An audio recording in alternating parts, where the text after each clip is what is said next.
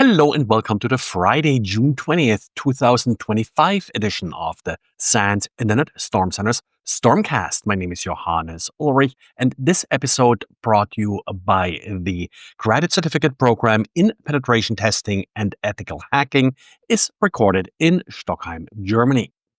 One issue that keeps happening is that, in particular, new employees in organizations are being targeted by phishing or gift card scams.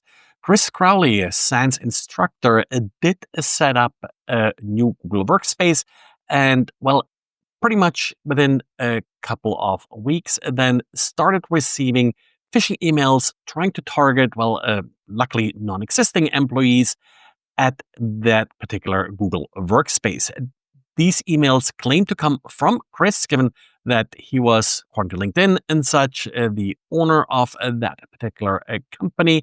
And, also interesting, the from address actually then also implied some kind of urgency, which is often what's then being used to trick new employees into buying, for example, gift cards, claiming that their new boss that they are still trying to impress is trying to basically, get gift cards to give to some customer or the like.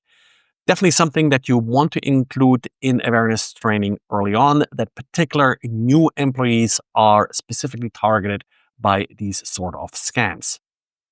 And Malwarebytes has an interesting blog post about how Google is being abused in order to advertise fake tech support numbers. Now, this is a new way to abuse Google. We had in the past where malicious advertisers were basically just claiming to publish a tech support number for Dell or Microsoft or whoever and include it as part of their Google ad. Now, this one is a little bit different. When you're clicking on the link in the ad, it actually goes to the legitimate web page. So, for example, in Malwarebytes' case, who wrote about this, if the attacker would place an ad for Malwarebytes, and then when you click on the ad, you actually end up on Malwarebytes' website. But there is an option that advertisers can take advantage of. And, usually people are searching for things on Google. So what the advertiser is doing here, that the search string the user clicked on, that one is passed to the website. So what the malicious advertiser is doing now is that they pre-fill that search string with a string like, tech support for Malwarebytes is 1-800 something. And that's now blindly being added by the website to a search box, making it appear to be part of the website. Interesting little trick that makes it much more plausible for a victim to assume that this is a legitimate phone number because they see it on the victim's company's website. It's a little bit sort of like cross-site scripting, but it's really just plain content. There is no HTML, JavaScript, or anything like this involved. And Google published a blog post with details regarding some targeted attacks that they have seen in order to get app-specific passwords from users.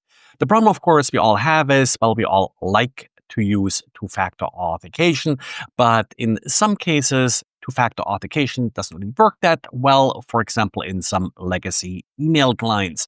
The solution often has been then the use of application-specific passwords, which really, are just bypassing the entire multi-factor authentication process.